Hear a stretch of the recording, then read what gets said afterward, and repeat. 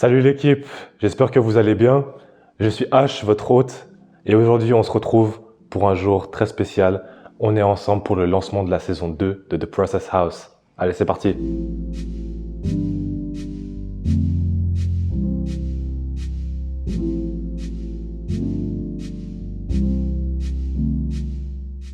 Pour cette saison, on vous a prévu du lourd, on vous a préparé vraiment quelque chose avec tout notre cœur. Plus d'invités, plus de collabs, plus d'histoires inspirantes, de tips et de conseils, des concours, des jeux, bref, la totale. On vous a même prévu une petite surprise à la fin de cet épisode, donc restez avec nous jusqu'à la fin. Sans plus attendre, on va commencer avec notre premier invité et on l'accueille tout de suite. Est-ce que tu pourrais te présenter pour notre audience qui ne te connaît peut-être pas encore? Bien sûr, je m'appelle Ulrich Bokumé, j'ai 30 ans. Je suis boxeur professionnel au sein du Glory, la première et la plus grosse organisation mondiale de pied-point. De kickboxing De donc. Kickboxing. Ok. Ça va faire bientôt 3 ans que j'ai signé avec eux. Et voilà, j'ai à mon palmarès 33 combats pour 30 victoires sur 17 KO. Ouais, très impressionnant. Et avec ces gants là. Avec ces gants-là. Ah ouais, ils ont une histoire donc. Une très grande histoire. Dans le milieu, ton surnom c'est Black Phantom. Est-ce que tu peux nous dire comment tu as eu ce surnom? Alors, on m'a surnommé Black Phantom parce qu'à l'époque, quand j'ai commencé le kickboxing, j'étais tout simplement pas assez assidu. Ok. On ne voyait pas très souvent aux Donc parce entraînements. qu'on ne voyait pas aux entraînements. Voilà, Donc... on ne voyait pas aux entraînements, donc je passais plus de temps à l'extérieur qu'en salle d'entraînement. Et voilà, d'où ce surnom Black Phantom. C'est parce que voilà, à la salle, j'étais le fantôme. Donc mesdames et messieurs, derrière chaque surnom, il y a une histoire. Est-ce que tu dirais que ton image, enfin la personne que tu es devenue, elle colle toujours à l'image de ce surnom ou au contraire, ça a changé? Alors non, au contraire, ça a changé. Mais c'est quand même grâce à ce surnom qui a au final fait de moi ce que je suis. Tu as commencé à boxer il y a plus d'une dizaine d'années. Où en serais-tu si tu avais commencé bien plus tôt? Je pense que j'en serais probablement bien plus loin. Ouais. J'aurais commencé plus tôt, donc logiquement, j'aurais eu plus de combats à mon actif. J'aurais certainement aussi plus de titres, plus de ceintures. Voilà où j'en serais si j'avais commencé à boxer bien plus tôt. C'est pour ça que j'encourage tout le temps les jeunes, notamment aussi mon petit frère, que c'est maintenant qu'il faut commencer à se préparer et à voir plus loin. C'est pas donc, toi, 28, 30 ans qu'il faut commencer à se réveiller, c'est maintenant qu'il faut faire les choses, quoi. Au-delà de l'aspect financier qui te permet de gagner ta vie avec le kickboxing, quel rôle dans ta vie ça joue? Quelle importance ça a pour toi, le combat? Voilà, pour moi, ça a une très grosse importance. C'est un cadre, une hygiène de vie qui, encore une fois, a fait de moi ce que je suis. Ouais. Donc voilà, ça demande beaucoup de rigueur, de discipline. De sacrifice. De sacrifice, exactement aussi. Parce que tu t'entraînes plusieurs fois par jour, voilà. Tous les jours. C'est 2 fois par jour, 2 heures le matin, 2 heures le soir. Ouais. 2 fois par jour, du lundi au samedi. Et donc, ça, tu fais le calcul. Ça fait beaucoup. Ça fait beaucoup. Et ça, c'est tout le temps ou c'est juste pour des combats, la préparation des combats? Alors là, à l'époque, c'était tout le temps. Ouais. Là, maintenant, ce sera uniquement pendant la période de combat. Ok, donc tu ralentis un peu le rythme. Voilà, je lève un peu le pied, je me préserve un peu plus pour que je puisse avoir le temps de m'occuper de ma fille et de ma famille. Du coup, tu nous disais avant que tu étais dans le Glory, la plus haute division mondiale de kickboxing, mais ça n'a pas toujours été le cas. Ça n'a pas toujours été le cas. Avant, tu étais à une autre ligue, le Enfusion. Est-ce que tu peux nous dire un peu comment ta transition elle s'est faite et la différence entre les deux? Ça a été un très beau, très gros tremplin. Ça a été un très bon début dans mes combats professionnels. D'accord. J'ai pu boxer depuis plus de 6000 spectateurs. C'était un tout nouveau public, un nouveau lieu, et puis c'était un nouveau nouveau level, quoi. Ouais. J'avais toujours boxé en Suisse romande, en Suisse alémanique. Et le fait de pouvoir boxer devant 6000 spectateurs Ça a en changé la Hollande, donne. ça m'a changé beaucoup de choses. Ça, c'était ton combat à Martigny, c'était le dernier combat que tu avais fait en Suisse. Voilà, Donc, à partir de ce moment-là, tu as toujours boxé à l'étranger. c'est ça. Ok, ça c'est très intéressant. Je vais m'adresser maintenant à nos spectateurs. Mesdames et messieurs, dites-nous en commentaire si vous voulez voir un jour Ulrich revenir boxer en Suisse ou même à Genève, à la maison. Dites-nous tout en commentaire, parce que ça serait grave intéressant de pouvoir aller le soutenir en live. Mais bien sûr, Imagine boxer devant ton public, qu'est-ce que ça serait? ce serait une fierté pour moi. Bah oui, J'ai j'imagine. grandi ici, je m'entraîne ici, j'ai toute ma famille ici. J'aimerais pouvoir démontrer beaucoup plus. J'ai pu boxer 1 ou 2 fois, mais c'était des combats semi-pro. Mhm. J'aimerais pouvoir leur démontrer ce que je vaux À ton niveau actuel. avec un niveau supérieur. 31-3-0, c'est ton record personnel actuel. Donc, une de ces défaites est arrivée durant ton passage au Glory, donc ton premier combat au Glory avant le Covid.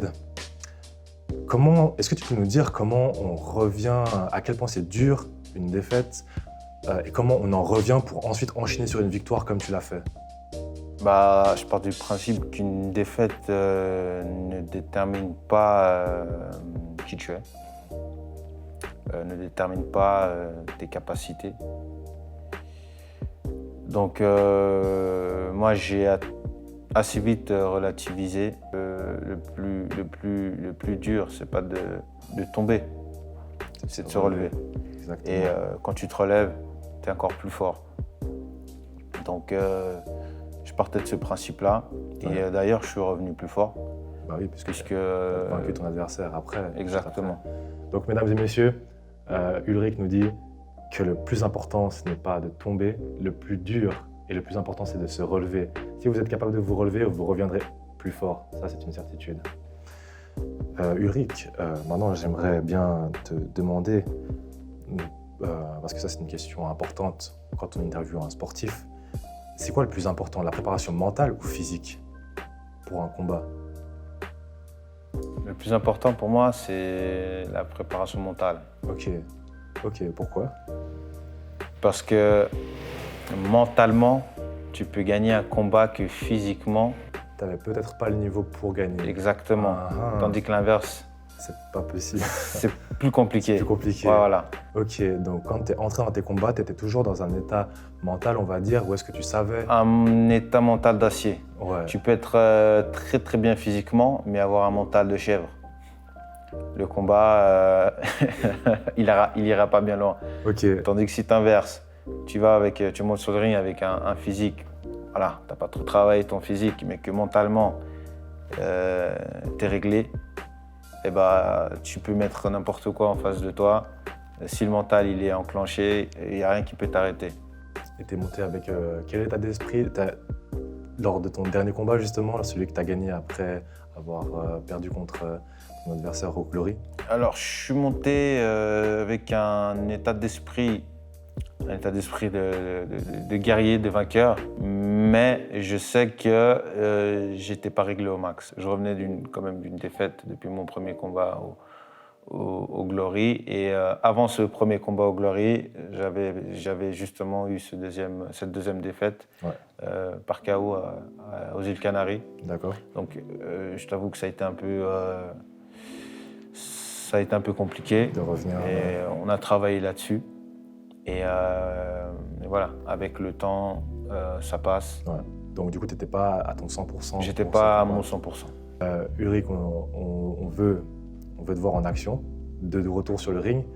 Est-ce que tu pourrais nous dire un peu, par rapport à tes plans futurs, qu'est-ce que tu as prévu? Des titres, des titres? Alors, pour les plans futurs, j'ai prévu beaucoup de choses. Des titres et que des titres. T'as pas prévu aussi des titres? Voilà, c'est que des titres, c'est que des victoires, des grosses prestations surtout. Faire kiffer le public, faire kiffer les organisations, me faire kiffer moi en premier. Ouais, toi-même avant tout. Faire kiffer la ville de Genève, ma ville, et des victoires surtout. Et puis cette ceinture du Glory. Alors oui, on espère que tu vas l'avoir. Que je me donne tant de mal à pouvoir l'acquérir. Parce qu'il faut savoir que tu es classé 7e au classement mondial des middleweight. Je suis à ce jour classé 7e, mais je vous garantis que d'ici la fin de l'année, j'aurai, comment on dit, bondi pas d'un pas, mais de 3 pas. Ok. Donc c'est vraiment la course vers le titre. Ok, juste pour préciser par rapport à notre public, est-ce que pour pouvoir prétendre à un combat pour une ceinture, tu dois être classé 2e ou 1er ou être 7e? Alors non, pas forcément. Suffit. Alors là, dans la logique des choses, c'est un ranké 5e ou 6e pour le prochain combat. Et je peux boxer directement pour le titre. Ok. Ouais. Donc vraiment, dans pas longtemps, on pourrait s'attendre à ce que tu sois dans un match pour une ceinture. Exactement. Là, l'objectif, c'est en tout cas de passer dans les 3-4e d'ici la fin de l'année et boxer pour le titre d'ici le début d'année prochaine. Suivante. Voilà. Magnifique. Écoute, Ulrich, cette interview touche à sa fin. Il me reste une question à te poser, la question que nous posons à tous nos invités. Si tu pouvais t'envoyer un mot dans le passé, un mot qui te servirait de motivation, d'inspiration pour arriver peut-être plus vite là où tu en es aujourd'hui, qu'est-ce que tu te dirais?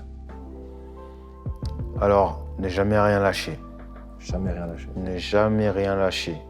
Quand tu te lances dans un projet, dans une démarche ou quoi que ce soit, il faut aller jusqu'au bout. Ne jamais rien lâcher. Ne jamais rien lâcher. Mesdames et messieurs, ne jamais rien lâcher. Si vous avez lancé un projet, il va y avoir des difficultés, mais il ne faut pas s'arrêter là. C'est le message de Ulrich pour vous. Et c'est la fin du premier épisode de la saison 2 de The Process House. Mais ce n'est pas terminé. Restez avec nous jusqu'à après le générique car on vous a prévu une petite surprise. Vous aurez l'opportunité de découvrir qui est le prochain invité. Et d'ailleurs, écrivez son nom en commentaire si vous avez trouvé.